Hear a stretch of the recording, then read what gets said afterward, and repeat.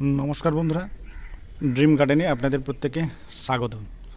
आजकेर भिडियोटी मूलत गोलाप गाछेर डरमेंसि निये अर्थात डरमेंसि इन रोजेस ना आमरा जारा गोलाप बागान करी बा टबे जारा गोलाप गाछ लागाई बा जारा पुरानो जारा बागानी जारा दीर्घदिन धरे गोलाप गाछ करे आसछेन आमरा प्रत्येकेई जानी जे गोलाप गाछेर एकटा न्याचाराल डरमेंसि साइकेल आछे अर्थात बछरेर एकटा निर्दिष्ट समय एई गोलाप गाछ विशेष करे बड़ बड़ साइजेर जे गोलाप गाछ तारा तादेर जे समस्त पाता এই সমস্ত পাতা আস্তে আস্তে আস্তে আস্তে এরকম ভাবে ঝরিয়ে দিয়ে ধাপে ধাপে ধাপে ধাপে নিজেকে কিন্তু ডরমেন্সির মধ্যে নিয়ে যায়।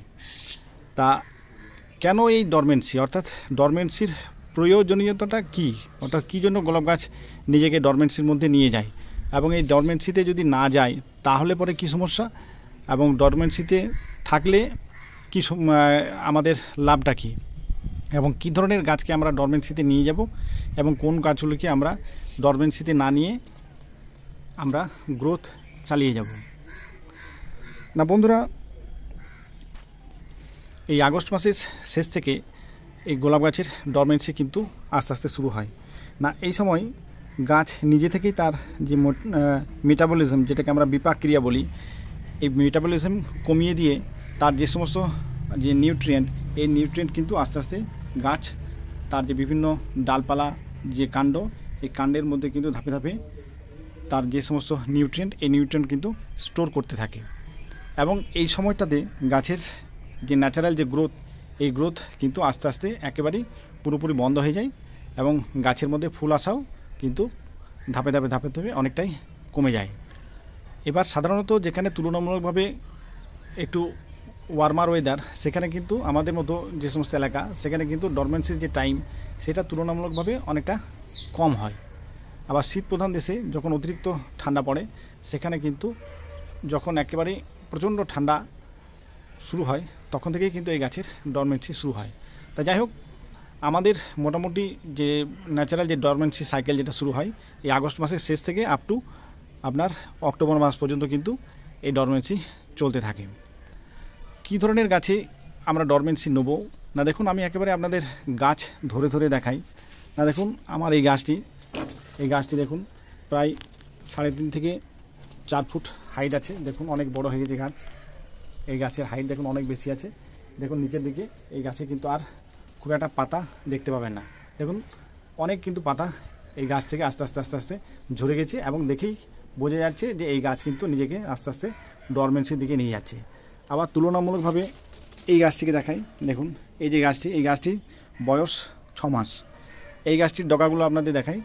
এই গাছের কিন্তু প্রত্যেকটি ডগাতে দেখুন এখন নতুন নতুন এখনও পর্যন্ত শুটস বেরিয়ে আছে অর্থাৎ এই গাছ কিন্তু ডরমেন্সিতে যাবে না কারণ এই গাছের কিন্তু এখনও পর্যন্ত এই গাছের কিন্তু গ্রোথ চালু আছে এবং এই গ্রোথটাকেই কিন্তু আমাকে চালু রাখতে হবে না। যেহেতু গাছগুলি এখন খুব ছোট গাছ মাত্র 6 মাসের গাছ তা সেই জন্য দেখুন প্রত্যেকটি গাছ দেখায়। এই গাছগুলো কিন্তু ডগাতে দেখলেই বুঝতে পারবেন এই যে লাল লাল পাতা বেরিয়ে আছে অর্থাৎ এই গাছগুলি কিন্তু আপনার এখনও গ্রোথের মধ্যেই রয়েছে এবং এই গ্রোথ কিন্তু আমাকে আপ টু প্রুনিং করার আগে পর্যন্ত অর্থাৎ নভেম্বর মাস পর্যন্ত কিন্তু এই গ্রোথ আমাকে চালিয়ে নিয়ে যেতে হবে। কন্টিনিউ যদি এই গ্রোথ আমি চালিয়ে নিয়ে যেতে পারি তাহলে কিন্তু শীতের যখন প্রুনিংয়ের সময় আসবে তখন কিন্তু তুলনামূলকভাবে এই গাছের কিন্তু গ্রোথ এবং এই গাছের যে ডালপালার সংখ্যা আস্তে আস্তে কিন্তু অনেকটাই বেড়ে যাবে এবং প্রুনিংয়ের সময় এই সমস্ত গাছে তখন আমরা কোনো হার্ড প্রুনিং করব না, সামান্য শুধু ডগাগুলো কেটে দিয়ে জাস্ট যেটাকে ট্রিম করা বলে সেই ট্রিমের মতো করে কিন্তু এই গাছে আমরা প্রচুর পরিমাণে কিন্তু ফুল পাবো। আচ্ছা এরপর আমার কিছু পুরনো আরও গাছ আছে সেই গাছগুলোকে আপনাদের দেখাই। দেখুন প্রত্যেকটি গাছের অবস্থা দেখিয়ে দিই। এই গাছটিকে দেখুন একেবারে পাতা ঝরে গেছে এবং এই গাছ কিন্তু নিজেকে পুরোপুরি ডরমেন্সিতে নিয়ে যাচ্ছে আস্তে আস্তে। দেখুন পুরো গাছ দেখলেই বুঝতে পারবেন পাতা কত ঝরে গিয়ে একেবারে গাছ কিন্তু ফাঁকা হয়ে গেছে এবং এই গাছগুলি কিন্তু প্রত্যেকটি আপনার 3.5 ফুট থেকে 4 ফুট হাইট আছে। এদিকে আসুন এই গাছটাকে দেখাই এও তাই। দেখুন আস্তে আস্তে আস্তে আস্তে কিন্তু প্রচুর পাতা কিন্তু ঝরে পড়ছে এবং দেখুন এই গাছেও প্রায় 5 ফুট হাইট আছে। আমি পুরনো গাছকে কেন ডরমেন্সিতে নিয়ে যাওয়ার কথা বলছি না, পুরনো গাছ যদি ডরমেন্সিতে নিয়ে যেতে আমরা না পারি বা যদি আমরা ডরমেন্সি না নিই তাহলে কিন্তু শীতে যে ফুল সেই আশানুরূপ ফুল কিন্তু এই গাছের মধ্যে আমরা পাবো না কারণ এই ডরমেন্সি অর্থাৎ এই শীত ঘুমটা কিন্তু খুব জরুরি। আগামী শীতে ভালো ফুল ফোটানোর জন্য কিন্তু আমাদেরকে এই গোলাপ গাছে এই ডরমেন্সিটা কিন্তু নিতেই হবে। এবার আমরা জানবো যে ডরমেন্সিতে আমরা এই সমস্ত গাছের কিভাবে যত্ন করব। না, যে সমস্ত গাছ আমি দেখালাম পুরনো যদি বড় গাছ এরকম 2 বছর 3 বছরের গাছ যদি থাকে, তাহলে সেই সমস্ত গাছে কিন্তু কোনোরকম কোনো খাবার কিন্তু দেওয়া যাবে না। না, কেবলমাত্র জল ছাড়া এই সমস্ত গাছে কিন্তু আর কোনোরকম কোনো পেস্টিসাইড বা পিজিআর বা আদার্স কোনোরকম কোনো কিছু কিন্তু বা জল, এমনকি জল স্প্রে পর্যন্ত কিন্তু এই গাছে করা যাবে না। কেবলমাত্র মাসে 2 বার আমাদেরকে সময় করে অতি অবশ্যই কিন্তু ফাঙ্গিসাইডটা স্প্রে করতে হবে। আর ছোট ছোট যে সমস্ত গাছ এখনও পর্যন্ত এই গ্রোথের মধ্যে রয়েছে, এই গাছগুলোতে কিন্তু আমরা আমাদের যেমন উইকলি ফিডিং চার্ট আছে, সেই উইকলি ফিডিং চার্ট ধরে ধরে কিন্তু আমরা এই গাছকে খাবার দিয়ে যাব। এই গাছে যেমন আমরা পিজিআর দিতাম, পিজিআর থেকে শুরু করে আপ টু আপনার পেস্টিসাইড, ইনসেকটিসাইড, ফাঙ্গিসাইড সমস্ত কিছু কিন্তু এই গাছে আমাদের চালু থাকবে। কোনো কিছুই আমরা কিন্তু এই গাছের ক্ষেত্রে বন্ধ করবো না, বিশেষ করে ছোটো গাছের ক্ষেত্রে। নইলে এই যে দেখুন, এই যে গ্রোথ, যেটা ন্যাচারাল গ্রোথ যেটা এখনও পর্যন্ত চালু আছে, এই গ্রোথ কিন্তু বন্ধ হয়ে যাবে। অনেকেই প্রশ্ন করেছেন বা অনেকে জানতে চেয়েছেন যে গাছ ডরমেন্সিতে যাচ্ছে এটা বুঝবো কী করে।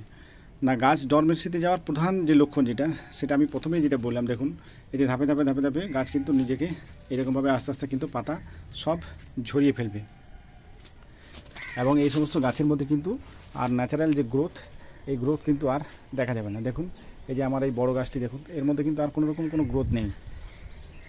এই গাছের কিন্তু দেখুন একবারে পুরোপুরি গ্রোথ স্টপ হয়ে আছে। অথচ তুলনামূলকভাবে দেখুন এই যে ছোটো গাছ যেগুলো দেখালাম, দেখুন প্রত্যেকটি ছোটো গাছে কিন্তু এই যে নতুন নতুন এখনও পর্যন্ত দেখুন এই যে লাল লাল পাতা কিন্তু বেরিয়ে আছে। প্রত্যেকটি যতগুলো গাছ আছে ছোটো ছোটো গাছ, প্রত্যেকটি গাছেরই কিন্তু আমার গ্রোথ এখনও চালু আছে। তা সেই জন্য এই মুহূর্তে যদি দাঁড়িয়ে আমরা আমাদের ওই পুরনো গাছগুলোকে আমরা যতই খাবার দিই না কেন, গাছ কিন্তু আর কোনোরকম কোনো খাবার গ্রহণ করবে না, এবং আস্তে আস্তে আস্তে সে কিন্তু আপনা আপনি ডরমেন্সিতে চলে যাবে। আর এই ডরমেন্সির সবথেকে ভাইটাল জিনিস যেটা না, সেই জিনিসটা হলো কিন্তু ওয়াটার ম্যানেজমেন্ট। কারণ এই ওয়াটার ম্যানেজমেন্ট কিন্তু গোলাপ গাছের এমনি একটা খুব ভাইটাল জিনিস। না, অতিরিক্ত জল যদি আমরা গাছের গোড়াতে ঢালতে থাকি, তাহলেই কিন্তু আমাদের গাছের যে পাতা, এই গাছের পাতার মধ্যে কিন্তু আমাদের ব্ল্যাক স্পট আসবে, এবং আমাদের গাছের যে রুট, সেই গাছের রুট রট শুরু হয়ে যাবে, এবং আস্তে আস্তে শেকড় পচে গিয়ে কিন্তু ডাইব্যাক হয়ে গাছ আস্তে আস্তে মারা যাবে। তা সেই জন্য এই ডরমেন্সির পিরিয়ডে সবথেকে ভাইটাল যে জিনিসটা সেটা হচ্ছে কিন্তু ওয়াটার ম্যানেজমেন্ট। সেই জন্য আপনারা যখনই গাছে জল দেবেন, কাইন্ডলি একটু ভালো করে গাছের গোড়াটা চেক করে নিয়ে তারপরে কিন্তু জল দেবেন।